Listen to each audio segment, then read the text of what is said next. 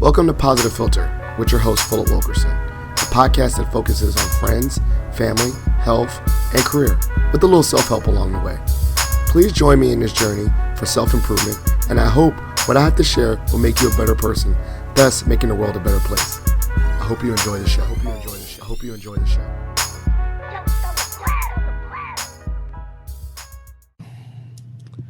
Hello, people of the world. This is Philip Wilkerson back with another episode of Positive Philter. I'm joined by a special guest because everyone's a special guest because they take their time to join me on this show. I'm actually joined by a leader within Alpha, and I'm going to give this explanation because, I have some listeners that are like, Philip, how quickly are you going to tell us that you're an Alpha? And I'm like, the first time I meet you. But I'm joined by our immediate past district director. And so for those that are affiliated with different organizations, you know that we have probably a community, a state level, regional level, and so forth. So when we say district within Alpha, that is our state. And so this good brother joining me was the main Alpha of Virginia, the best state in Alpha, I would say. They always joke, so goes Alpha. Well, if goes Alpha South, goes Alpha or something like that. Well, if Virginia left, man, you're gonna miss a lot of good Alphas. That's all I'm gonna say there. But I'm joined by the immediate past district director, Fred Scott. He's a mentor, a leader in education. He's actually been on my show before. Yeah. I don't know. Was that pre-pandemic? It had to be. I don't Something remember. Like that. And so he's back again because he's on a new venture right now that he's got the leadership of Alpha done. He got some more time on his hands. He's going to share with us his new venture. But before we get into it, Brother Scott, can you just give the listeners a little bit about who you are? Well, first of all, Brother Wilkerson, thank you for this opportunity. I'm excited about being here. And to all of my brothers, I really appreciated the opportunity to serve. And in that role, folks who are in the D9 knows the understanding of serving, not even at a chapter level, but beyond that. But let me just tell you a little bit about me. I spent about 34 years in K through 12 in education. And in that role, I served as a teacher, a curriculum specialist, a director of instructional technology, a principal, school principal, PD and HR. And in that time frame, I love the aspect of one thing, making a difference for kids. And working with adults. So those two pieces are who I am. The other part I want the listeners to know is beyond that, now I have spent 6 years in the corporate world, in the ed tech world, in multiple positions, and I'm currently a solution engineer. So I'm still replicating and working out there in the market. And I've been in 40 states and Canada, making an impact there. And two words I have to say, Brother Wilkerson: value and impact is what Fred is all about. So to the listener, I am excited about talking about me, but most of all, talking about you and the value I can hope bring to you in this podcast, as well as this new opportunity that I have. Yeah, so I know, I think we talked about leadership, and I remember you explained the Fred method. And we're going to go, I know you got the... Go right ahead. Yeah, you got, and we will get to your new venture. I'm going to keep on saying new venture until you drop it on this, but... leadership is integral to your journey. Maybe for the listeners that listened to that previous episode or new people, can you reiterate your leadership journey, and then maybe that Fred method? I copied that too, and I did the Philip method, but I want to hear about that, and then we'll go into our main discussion today. I was told very early on by a teacher in high school saying, "You have played a great role as the Indian. I want you to not second-guess yourself and begin to explore the opportunities as a leader." And my first role was in college at Hampton University. And I was the first and still the only to lead the yearbook staff for 3 consecutive years and won 2 years in a row award-winning books. That's a part of me from back in the teen stage. But it taught me a couple of things about working in a collaborative space, having strategic goals with people and for the organization. But keep in mind that whatever you're doing in leadership, it's to empower others for their success. And I've taken that piece through not only when I was in college, in my education life, and now in the corporate life. And I'm continuously wanting to do that. And leadership, and he has thrown the hint out there. Yeah. When I ran for the VACPAT president, Fred is my name. Yeah. And I would always say these 4 things. The F stands for facilitate. Mm-hmm. The R stands for renovate. The E stands for educate. And the D stands for develop. And I wrote that when I was a teacher because I was looking at myself saying, as I'm trying to bring in mathematics, technology, leadership, and all those things, who is Fred? And I had to write that out in an essay that I was writing for getting into Columbia University as a grad student. And it stayed with me. And I don't deviate from that. And that's my core piece. And as I talk a little bit later about my ikigai, once you know your core, people will know your core. And that's where I am with the leadership. And now there's different type of leadership styles, and there's leadership in general. And one has to adopt the different type of styles that is going to work for them. But they need to be aware of those type of styles. Now, you did ask a question about my leadership, and I will consider myself more of a situational leader. One who will understand how to coach, direct as necessary, delegate, and mentor. So that's basically my style, but it's also incorporating collaboratives in a shared space. I love it. And now I think this is it, the full circle moment, because I never knew that you had 3 years and your book. And that's the key word right there, book. You are now an author of a book.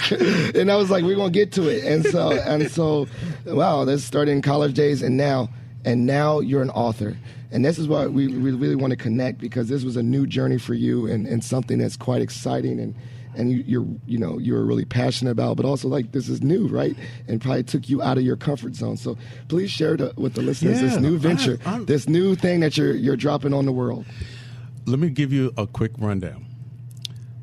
I was a keynote speaker for a Founders Day program and did the work, served the others. Once I finished, I got a great standing ovation. And one brother who was sitting in the audience said to me, "Brother Scott, where's your speech?" And Philip, guess what I said? I didn't write it down. You didn't write it down? I thought you, okay. And he said, "What do you have?" I said, "Just an outline." He said, "I've heard you speak 3 times. And you got all that at the top of your head?" And I said, "Yes." Yeah. And out of that, he said, "Fred, you need to write a book." And thank you, Brother Youngblood, for pushing me. And then Brother Powell said, "Hey, you should write a book." And I said, "What am I going to write about? What am I going to write about?" Well, I didn't want to say, okay, my story is boring. Not to say my story is boring, but I think understanding the journey of how to get your talent is one that really helps and resonates with me with other people. So I was saying, what am I going to write about? And it hit me one day. Well, I've been working for this company called Power School. And when I was hired, coming out of my journey of the K-12 market. It's a transition. That transition, in my last stage, there was a principal who said to me, when I was standing in front of him, when I was leading supervision and evaluation for the district, and he said, "I know this product is called TalentFRED, but I'm going to call you TalentFRED." Oh, dang. All right. And when he said TalentFRED and the audience clapped, he said, "Here's why. You have always been supportive. You nurtured about the opportunities for people to learn. You are very good at visually displaying information and articulating what we need to do. And you have transcended beyond just the product. It's you that's helping us to be the best person." And at that several months back, I went, TalentFRED. How can I write this book about TalentFRED? But then I wrote and said the book title will be TalentFRED, Unveiling Your Potential. And so the reader gets to walk through not only my journey and giving examples of that, but I'm walking them through their journey and what they can do, because it's talking to them. And in each part of all the chapters is giving them exercises. So what does talent mean? And so you heard me say the acronym for FRED. Yeah. So I took the acronym of talent. Yeah. And I said, if this book is about the reader, the first thing they need to do is to triumph themselves. That's the T. Okay. So triumphing you. Then the A, how can I achieve my best skills and talent that I want to grow, whether it's in my career or in my profession. Then the next stage, I said, now the next part you got to do is once you identify the achievement of the goals, the strategies, etc., now you got to lead yourself. Yeah. And we're talking, it's funny because we're doing the Alpha Leadership Academy. We split it up into 2 parts, and one of the part was before you can lead others, you got to lead yourself. Lead yourself. You got to lead yourself. Your mission statement for yourself, your personal, all that stuff. So that's okay. That's and I great. make the reader walk through what does that look like, and then building those habits, all of those components. And then out of that, if you're going to lead yourself, don't forget to pull somebody along with you, leading others. And what does that look like? Yeah. And then I said, okay. Then the next stage is let me educate myself on the best of out there in that industry. If you say, I want to be this career or that career, that is important for one to do that and educate about the best practices out there because that's important. Yeah, like you realize that I always joke about this too, and I love these sections, that a lot of things we think are unique to our experience, but most times people have paved the way before us. So some of that education is let me read about a leader that followed those examples or mentorship or something like that. I like that part of it too because you're like, it's been done. The blueprint sometimes is there. And I don't say you should use one source or another. There are a lot of plethora of resources out there, but how to educate yourself so you can build who you are. Yes. And then I walk through the next piece. Now, why are you doing all this, Phil? Yeah. Why are you doing all of this? Sometimes people are so gung-ho about, I want to get this talent, I want to get this skill, I want to perfect this, I want to be the best musicians, I want to be the best teacher, I want to be the best accountant, whatever that is. Make sure you nurture you. That's the end. Mm-hmm. And so my personal story is when I was the leader in VACAPATH, which is the district director for Virginia, I was doing that. I took on a new job within the company. I was just doing a whole lot, but I wasn't taking care of me. Did you get burnt? No. You didn't get burnt out? Mother Nature burnt me. Okay. Mother Nature just took over my body saying, something is wrong. Yeah. And I had a brother who was talking to me, and he said, you don't sound right. And he was a doctor. And I said, what you talking about? And he said, you're one of those high-functioning savants that you could keep going. He said, but there's something wrong. And, man, I went to the doctor and was very incoherent. And in that incoherency, he came back in the room after the blood test and all and said, Mr. Scott, your blood sugars are so high, another day you would have been gone. That's how high it was. But you was in the zone. You was locked in. Did you even feel off? I just didn't. I was so busy in that zone of always doing, and I could do that, and others couldn't see it. They didn't know it. I was trying to do my certifications on the job, of an engineering job. I was trying to do all of that, plus run the organization. I wouldn't let on. That was my challenge. And when he said, you're not nurturing you. Or listening to yourself. That moment, I looked down at myself and I said, this is the age in which it happened to my dad. And he passed away. Yeah. That was my eye-opener. So I had to take care of me. So when you're trying to develop and you're doing all those things, make sure the social, emotional, and physical part you take care of, so you're able to do those things I just mentioned, and the talent to achieve, to lead, to maximize, to educate. And then the last thing, the last T, now you got to thrive beyond yourself. And then thriving is, once you start setting that standard, okay, that's great, don't rest on your laurels, keep going. And that thriving is something that'll fuel you to go, what's the next opportunity? So people have asked me, Fred, you have done a lot of different jobs. You've even navigated through some challenges, but you still are always learning something new. Okay. That's what the thriving. And it's nothing greater than to, once you hit that benchmark and go, oh, that was great, that was good, but don't stay there.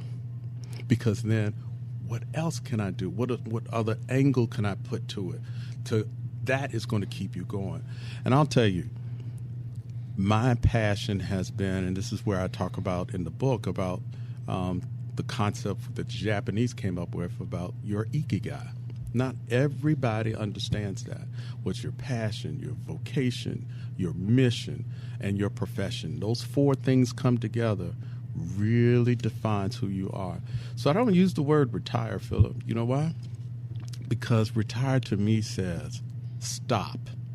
Stop meeting your standards. Stop doing. You can always go to the next chapter, do something different, but keep the brain moving, keep that social emotional intelligence. So developing your talent is important in that. Well, that's great. I got so many questions to shoot off. So I don't know where to go first. Okay, I'm going to just go to the end, not talent. So high achievers, you're a high achiever. And I love, thrive beyond yourself. So what is the balance between not being complacent, but also, as you said, like, not always saying the grass is greener, I'm not doing enough. Like, because I can see that beyond myself, like you said, accept it and be proud and don't sit in it. But, some people are like, that's good enough. They're not good enough. So how do you balance thriving beyond yourself, but also like not taking for granted your progress? I love that question because inside my book I talk about in that thriving, doing self-reflection and giving them an exercise to go through about what is self-reflection to kind of identify that, because all those self-reflections, it's going to let you know these are the things I did well. It's going to always be a couple of things that you want to say, I could have done that better. Once you identify that and say, what can I do with this? And then to me, this is what has happened with me. As I'm always thriving and moving and I've taken my talent, sometimes it's things sitting in my peripheral vision that's in my 270 to my left and right that's going, hey, hello, how you doing? You may want to consider moving over here to me because you got a skill set that'll help me over here. And that's part of that cyclical cycle of developing, and you're unveiling your best potential as long as you are not staying static.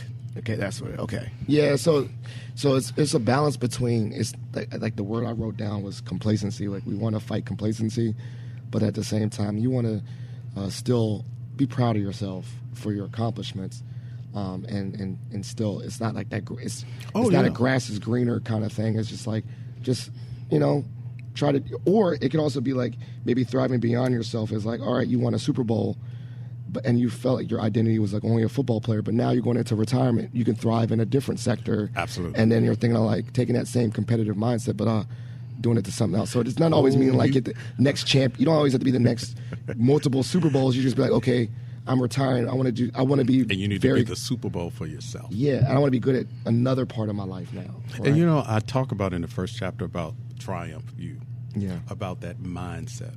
Once you develop that mindset, by the time we get to the end part, you got the mindset to go, here's the new opportunity.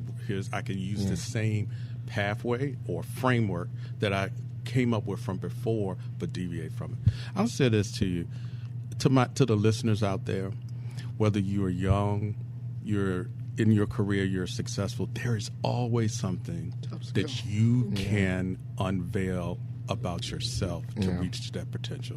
It may be going, I need to work on something in my personal life. So I want to work on something in my professional life. Maybe there's something I want to do a little different. And then once you get that framework and you develop that, you're able to grasp even more. And one of the things I did in the book was, you get to hear Fred's story. You get to hear him explain his journey inside. But I also said, now here's some research pieces to support you. Now do an exercise. So I give them graphic organizers so they can write inside and begin to articulate themselves, because it's about them. And the book is really me to you. Well, it's also, you just can't get away from being an educator. Let's just be honest. You can't, right? You're like, I had to teach you something in this book, right? Like, you could have just done easily a biography and just said, here's my life story. But you're like, I want you to learn something. And so you had to. I think that educator can't get away. That's like tied to your identity. As people, and I'll speak to African American people. Sometimes we don't tell our story. We tell our story, but then we don't tell the strategies. What did you do to get to that point? What things would be helpful to me when I hear and read about that particular person? And all of those things are very important to the end user in their understanding. Oh, that person did these steps, and he's guiding me right through it. What did he mean by setting goals? What did he mean by developing your habits? And he referenced James Clear about atomic habits. So I'll bring in other people who've already identified pieces and parts, but now I'm taking it and saying, this is how you can unveil you. Now, one thing I was thinking about, too, is that you told me that, that you even vulnerably shared that, like, this is something new that you weren't as confident in. And I told you, I was like, Fred, I can't even picture that Fred. I don't know. Like, I can't even picture that person that I've seen as a leader. So can you talk about that journey for yourself? You know what? My wife said when she was reading, she said, you shared a vulnerability that you don't normally do. And when those brothers pushed me and said, those three, Brother Dolch, Brother Youngblood, and Brother Powell, they were like, do it. Yeah. And I went, I'm uncomfortable. But in my book, I wrote, and I always said this, get comfortable with the uncomfortable. And so the uncomfortable part was, okay, I got to get the ideas down. And Brother Powell said, just get the ideas on paper, just go for it. And for several months, I think about 5 months completely, I just every day was writing. But then when I was writing, I was like, ooh, tell your story. Ooh, tell some research. Ooh, create some kind of graphic organizer so they can say, well, he just told me all of this stuff. How do I apply it? So I was really afraid of that. But that uncomfortable piece brings out something. Was exciting too, though, right? At the same time, it was extremely exciting. So that's what fuels me. Yeah. And one of my former colleagues, I was talking to her last week, and she said, when I met you when you were 21 as a teacher, all of us were saying, this one is going to go way beyond what we can imagine. And I was like, she said, Fred, first of all, you took the art of teaching very seriously about how to master that to get kids to learn, and the art of pedagogy and instruction. I love that. And then she said, then you saw, this shows my age, when computers first came to class. Oh, you went lit up. Like, you was doing it. It's like floppy disk. Apple and on. And I went, this is an opportunity. And people were going, no, we shouldn't. And I just said, I need to learn. Let me figure this out. How can I tap into the kids' talent? And I'm most proud of my former students, especially the ones from Richmond Public Schools, and even the ones I did work with in Chesterfield, and the kids I led as a principal. But the children I had in Richmond Public Schools, I thank them for the opportunity to help me grow who they were. I wasn't trying to infuse my love and art for mathematics, in which I taught. I saw the beauty and the symphony of that subject resonating with technology and all the other components to help them to learn. And I'm so proud of so many of them have gone and done exceptional things. That's to develop you and the other person. If I can help somebody as I pass along this life, I know my living is not going to be in vain for every kid, for every young adult, for every college student, for every brother, for every person I've come in contact. There are two things I always say. Fred, make sure your value and your impact come to them, and then you see that reciprocated out of them. Yeah, it's amazing. You know, one of the things, too, I think about, you already spoke about it, right, is learning within the process, learning. So how did you learn about writing a book? Did you seek mentorship? Did you, where was the learning aspect for you in that process of the book writing? You know what, Phil, a great question, because I went, what is this process? So I said, Fred, you're really good with technology. Let's go online. Let's see what they say. Let's look at YouTube. Let's listen to some videos. Let's talk to some people who have done it before. Yeah. And what angles they had to say. And then I said, all right, it's like a puzzle. I got these different pieces and these different puzzles, and I started to lay them down. And I said, I got it. And once I started, I couldn't stop. It was almost, my wife said, what are you doing? You're still working on it. Mm-hmm. 5 o'clock, right when work was over, virtually, boom. And then every Friday evening, Saturday, all day, Sunday, I just kept going. You got a system, yeah. And I don't know what other authors' systems are, but I didn't want to tell just a life story. I wanted to have a practical guide. Yeah. Was there a point? I mean, I know you said you're always talented. The ever-talented Fred.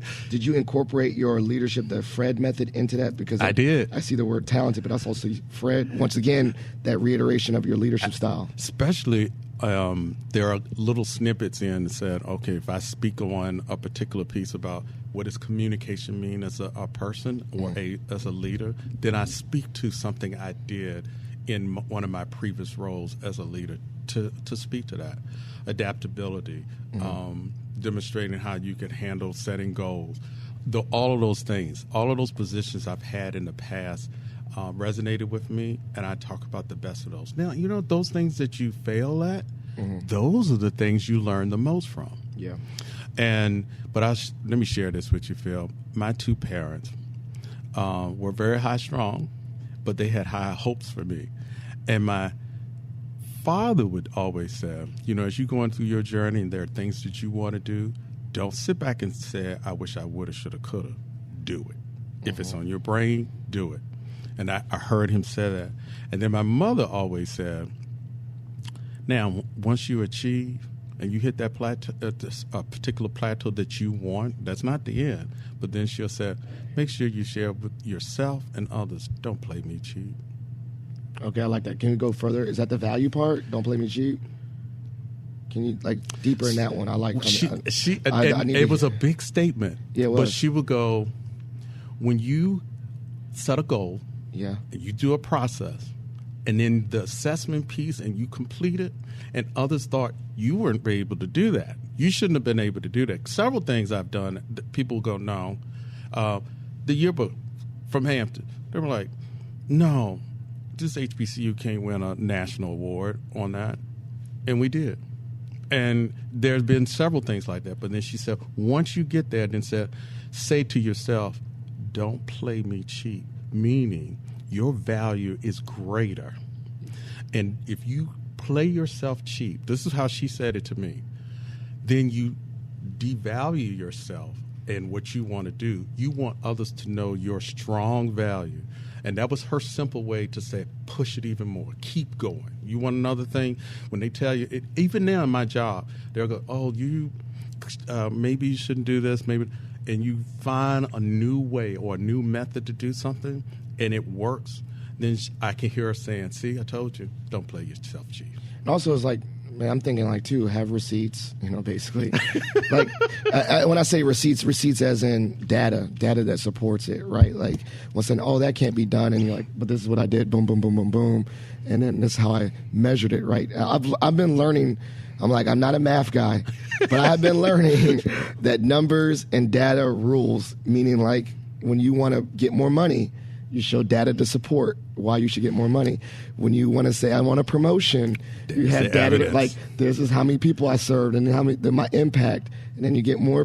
And so you always have to not play yourself. You have to show the value and then be able to present that value when they call you. Like, okay, come into this meeting, and then you're like, okay, then you got to pitch it with real numbers. Real numbers all the time. And I said this through what the Japanese has this concept of ikigai. They said people always talk about what you're getting paid. But if you know your mission, you know your passion, you know your profession, your vocation, that's what the world needs. Yeah, the and that's your value. That Venn diagram. So when I was a teacher, I was not getting paid a whole lot of money. That's real.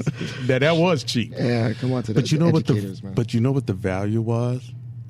Every time my kids lit up in learning the smallest things, it fueled me to go, oh, I got it. And then I would have data up on the wall about who's achieving.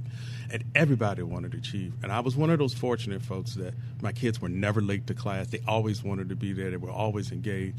And I've carried that same concept about engagement and using brain strategies with others that incorporates with myself. And when a person uncovers their potential, and I talk about who I am, but then when they discover that, use that value, because guess what? Don't play yourself cheap. And also, I was thinking about that too. Like, and this is just, we're probably going on tangents, but in regards to, right. but presenting value and having value in others is that I think investing in those relationships, that once you do a good job and you have good people, they speak for you, that you don't even have to open your mouth. So therefore, your students, they speak to your credibility as a teacher, educator, when they go off and be successful. It's almost like, like always in alpha too, like, who's this guy's sponsor, right? Like, you represent who brought you in, right? And so I think about that when I, as an educator myself at Mason, I think that's one of the things that lights me up the most is when I see my young students being alum in the world, and then they come back as successful alum, and I'm like, dang, they're doing it. They're doing it big, and that reflects on me a little bit. And guess what?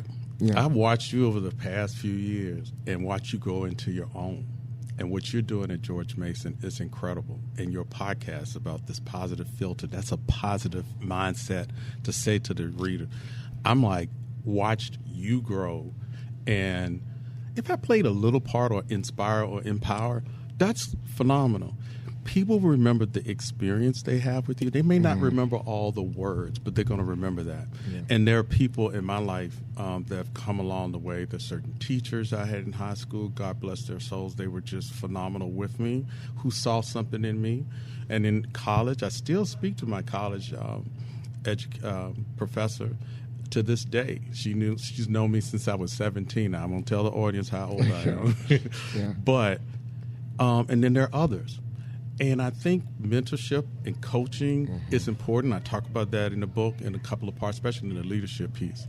But you have done a phenomenal job. Let me just say that you have unveiled your potential by having a platform to bring in different people. So congratulations to you. Oh, Joe, I mean, I listened to my old episode. I need to listen to the old one with you, because I remember, like, I think for me, my podcast serves as like an archive of leaders and people, and I listen to it, and it's like, basically it's just the way that I'm reiterating the messages, and I'm like, you see me, I'm taking notes. Like, basically, this is my way. This is my resource of education, is collecting stories from people like this podcast. So I'm so glad you did that. And you know what, Brother Youngblood, God, and thank you to him. He said, Brother Scott, I was taking notes, just taking notes. And it's like you came with stuff at the top of your head. Why did I say my opinion? Because that's Dr. Christian would get on my case on that one. Yeah. Once you get into your zone, that you are able to provide value and you know your ikigai, make sure you start bringing others. Yes. And in our African American community, sometimes the self-esteem is down, yes, especially among the African American boys. I was lucky to have two very artistic parents who understood performing and visual arts. And they nurtured that within me, even though my father was an opera singer, my mother was a classical pianist. You know what? She was like, you're going to learn the piano. And I said, no, I want to do the flute. And she was like, no, you're going to get the piano. And I stopped. And I said, Mom, I really want to pick my own. And because I had a great music teacher, he said, in the third grade, he's already mastered the fingering of the flute. And she said, okay. I need him to develop his own talent. Yes, your own. Okay. All right. Well, okay. I got to go on a branch off on that, because I was thinking about, like, I see so much potential in my boys. I see so much, my two young boys, Miles and Bennett, and I think this is a great lesson. How do we not turn our kids into mini-me's?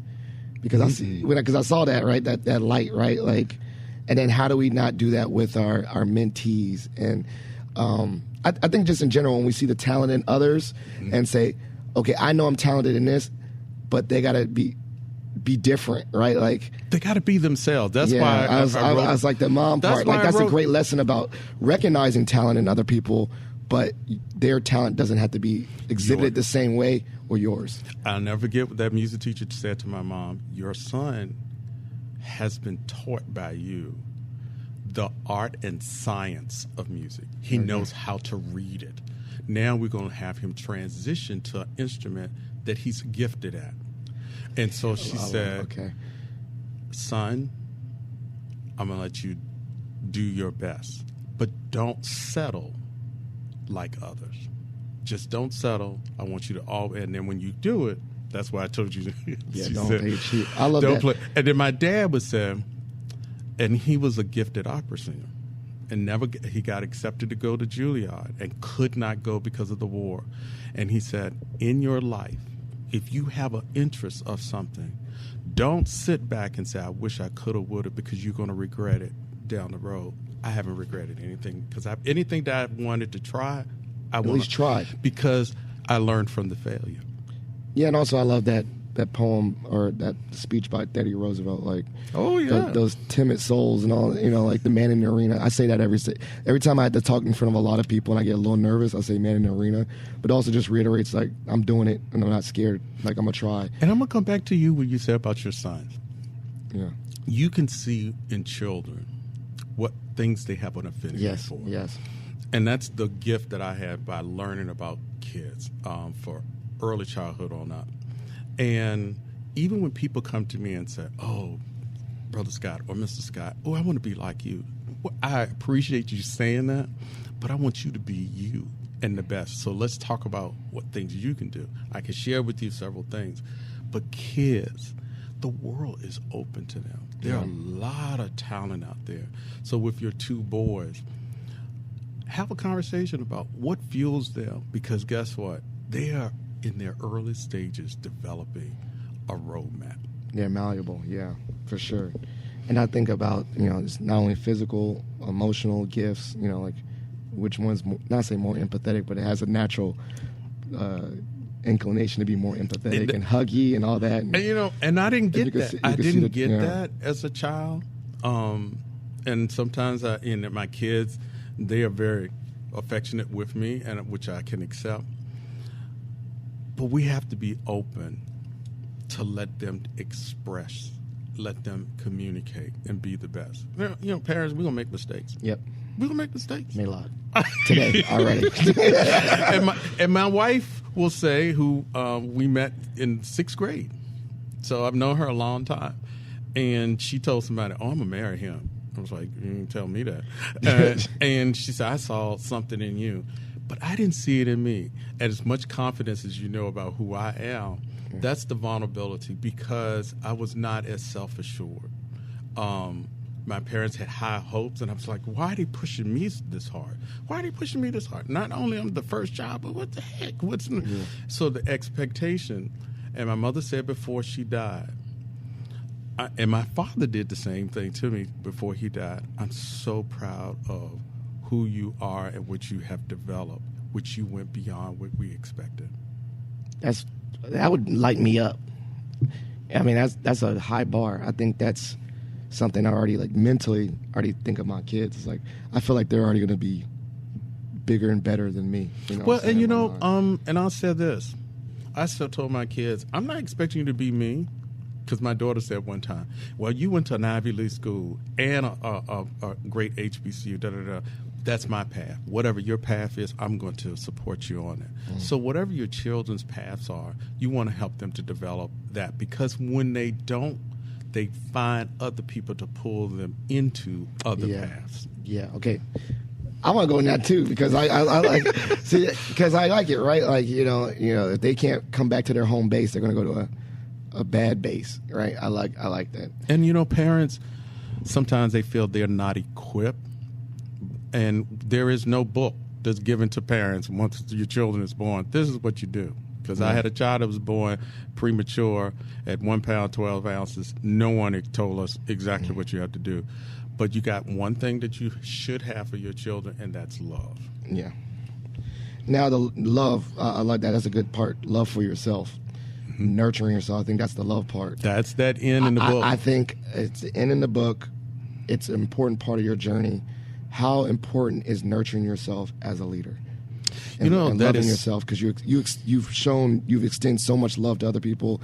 You extend love to your students. But that's a critical part of your story. Because I was so focused on achieving, leading. educating. I was just doing all that stuff. And then my eye-opener going, you're one of those people, just keep going, keep going. And on August 31st, 2021, that was my eye-opener, that you cannot no longer do that. You're going to have put self-care, mental, and because you're going to be no good to anybody else. Yeah. And at that moment, when I looked at my doctor, when I shared that story, and he was like, I've had you for years, and you have overcome prostate cancer and a lot of other things, but this right here... Scared them. He was so scared because he said, you are so high-functioning that you could have just dropped off the face of the earth. And to my primary care physician, because he cared about me beyond being my physician, he would call me every day for the first 30 months. I still was trying to lead Alpha. I was trying to finish my certification, but then I was pulling myself back, take little things to start taking care of your mental being, start doing the exercise, start changing what you eat, start incorporating more water, start doing intermittent fasting, because I had to get this weight off of me. So everybody keep asking, how much weight have you lost? 50 pounds. I haven't celebrated that. I've celebrated having a better me. Yeah. Well, I was also thinking about this. You know, you're able to achieve when you rest. Did you notice that you hit another level when you were able to take care of yourself? Yes. How so? Once I saw data analysis is going, got to get your blood sugar numbers down. Got to start doing your exercise. So I start tracking it on other tools. I start tracking everything because I taught mathematics, love data, I love statistics. My endocrinologist said, you're the only person who comes in here with an app with all your stats, and you start talking about the box and whisker plots, and she said, oh my God. Yeah. But that fueled me because I needed to have small successes to get to the bigger piece. Yep. And the small successes said, and then I wasn't paying attention to, am I losing weight? You know what I was paying attention? I felt better. Mm-hmm. Even though you might be working remotely at home, and I'll do that, I took 10, 15 to 30 minutes. We got to do some kind of exercise. We got to move. Got to do such. Now drink some water and change the way you eat. And I start feeling better. And once I start feeling better about me, and then I moved out of the role of district director, I never stopped that beat. Never stopped that beat. But I knew things were going to have to change, and it was going on a great trajectory. And I don't know what's coming next, but what I do know is I wrote this to help others know they can get through triumphing you. They can get through how can I achieve, how can I lead, how can I educate, how can I nurture, and then once I get to that point, how can I thrive beyond what my expectations I love that. All right, well then, I think this is a good part. We're going to end on that, thrive beyond. What does that feel like? Like, was this your thriving beyond your expectations writing this book, or what is, let's end on that. Well, guess what? You know what's thriving? I got that part down, and now my book launch is going to be on June 8th, which is going to be available for all online users, those people who want to come to my book launch event, which is going to be in June 8th in Midlothian, Virginia, and they get to experience a talk show where the MC is going to talk to me, and I'm going to bring in panelists who know me and can speak to different parts of that. But I want the end users who are there to feel like, oh, I can unveil my potential. Oh, this would be good for somebody else, or be good for some middle school kids. This would be good for some college kids, for anybody to work towards a better you. Because with me, I hope I'm inspiring others. And my lifelong piece that I've always said, if I can help others I pass along the way, then I know my living is not going to be in vain. Well, that's kind of like mine. As I always say, if I could be one sentence in the chapter of your book, I did it. Like one sentence, that's it. Like if someone has a biography and they said, Philip Wilkerson helped me out. And that's it. That was like one sentence. I'd highlight that junk, and I'd be so gassed up. I'd buy their book and say, I'm in their book. That's like, I think about that physically, right? If I was reading someone's biography and I got one sentence, I'd be like, I'm featured in a book, y'all. Well, guess what? You just brought up something that gassed me up. That gasses me up so much. And I hope readers, I want readers to buy it. I want readers to pick it up, because at the end of the book, something I did as a district director, every person who crossed under my administration, I wrote them a personal card. Had my picture on the front, but it was addressed to them. And I addressed a letter to the reader. I appreciate it. That's awesome. So I get my own sentence. There you go. I'll just insert Philip's name. Right in the back, you get name. to put your name and address it. I love to that. you. That's great. I was having a book, a feature. And that's what I want because, I've read a lot of different books and they have a lot of impact. But I wanted to address the reader and then tell my piece inside of it. And, I'm extremely happy, Phil, on this platform for you giving me this launch here. And June 8th, from that point on, I want readers to buy TalentFRED, Unveiling Your Potential, and look at themselves or help others to look at themselves and look at the strategies that's inside. But then you go, he's telling a story. How did he do this? What does this mean? Because people want to know what that means. They don't want it too long and drawn out, but they do want it clear, concise, and given some graphic organizers so they can document about themselves. I love it. Well, we're going to the portion of the show called Shot for Shot. You've been very familiar with this. I get to ask you a random question. You get to ask me a random question. You want to go first? So I go first. First question is... Oh, you're going to do multiple ones. Okay, no. You start first. No, I was about to say, I'm ready. I'll let you start. I was rapid fire. I'm ready. All right. Flute. Mm-hmm. You played that instrument. 12 years. For 12 years. If you could play another instrument, what would it be? Always wanted to play a piccolo or a oboe. And why? That's why I should ask why. Why another instrument? The sound. Does it sound good? The sound in which it could reverberate certain modes and octaves and melodies always appealed to me. And then I'm going to say it one more time. Then why not? Why didn't you try it? I was so focused on the flute. Yeah, okay.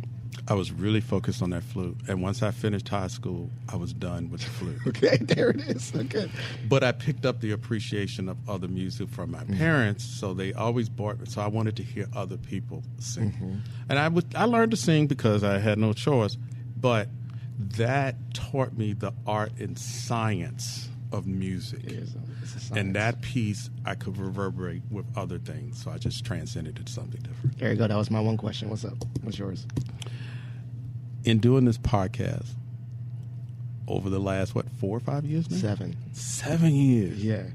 What would you say has been your most exciting one? Exciting? That you feel like it had some value and impact between you and the person you were in? Okay. Well, then that's easy. If you're talking about like actual, yes. I don't want to say impactful. It's going to go with 2 episodes, and I say this every day, and no shade to you or any amazing guests that I've had, but the 2 most powerful episodes for me are the episode that I recorded with my father, about his experience being the first black gentleman at VMI, wow, and also like him sharing things that he never shared with me, but then he can supposedly share on a podcast with 100, talking about he was crying, like he was scared about failure and all that. And I was like, you literally never told me this story, and now you're telling the invisible audience, But guess what, Phil? I learned so much on that. I wish I could go back and get that.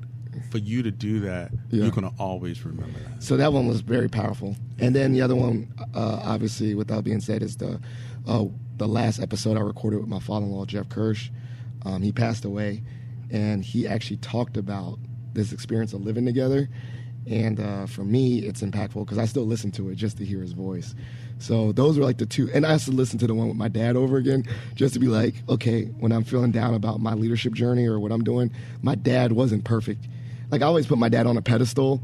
And so hearing that, I'm like, okay, my dad's normal. See, so those were the two most impactful episodes. If I could go back in time and get the verbiage, but I do have my father singing still on media, and my mom, and because they were just exceptional at their work, so value that. Yeah, and I've gotten more comfortable. I say it's funny, it's like I hate my own voice and I have a podcast, but those ones I can literally I'll randomly, just out of nowhere, I'll listen to those. Just listen to them while I'm at work, and just to hear their voice. My dad's still around, so obviously I can call him and talk to him about this, but just to hear that side of him was very impactful for me.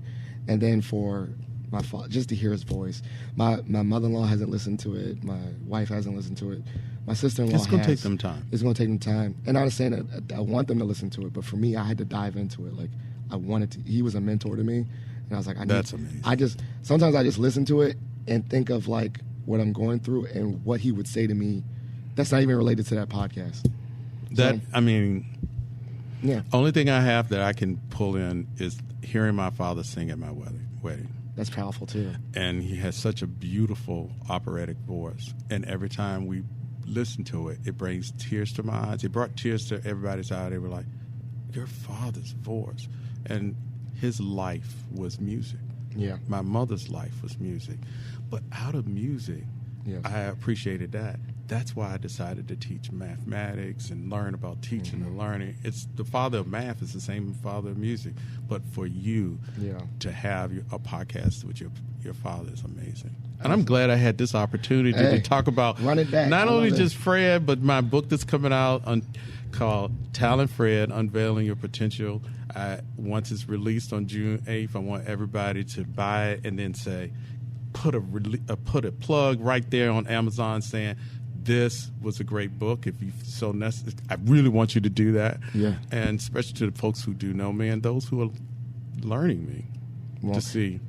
Well, I'm actually just really impressed. Like, as soon as you say, yo, I got this book, I want to be on your podcast, I felt honored that you felt like this was one of the mediums to get your word out. You're the first. Yeah, so I appreciate it. Well, so actually it's just a good transition. We're into the part, shout-outs and plugs. So shout-outs and plugs, show love to anyone you want to show love to. And then plugs, obviously, you reiterated the book, but maybe the website or anything that you want to share additionally.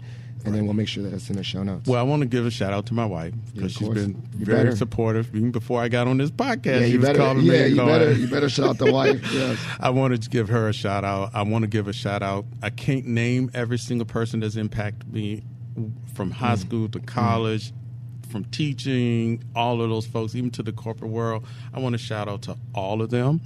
I also want to give shout out to the three brothers who inspired me, Brother Youngblood, Brother Dolge, and Brother Powell. Thank you for that inspiration because it fueled me. And I want to give out a shout out to me. There it is.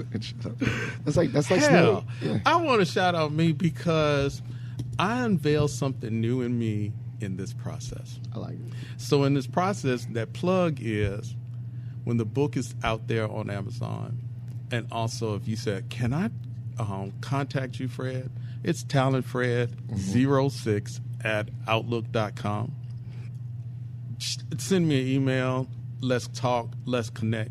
Let's talk about opportunities if it's for you or someone else, because if that's the case, if I can help somebody else, then they're going to do the same. You did it. Exponential growth, exponential impact on the world. Well, thank you so much, Positive Filter listeners. This has been a great episode. As you know, every episode is dedicated to the memory of my father-in-law, Jeff Kirsch. So please consider donating to the Jeff Kirsch Anti-Hunger Fund for his work on food insecurity. Also, if you're a Mason Nation Patriot, please consider submitting a Pats for Patriots to send a kind note to someone else that's on campus. Elevating this episode is great. Share, like, subscribe. Please support Brother Scott and his book. And this has been a great episode, and we're out. Thank you for listening to Positive Filter, a podcast that focuses on family, friends, career, with a little self-help along the way. If you enjoyed this podcast, please share it with your family and friends, and like the Facebook page, Spreading Positivity of Movement. Thanks for listening.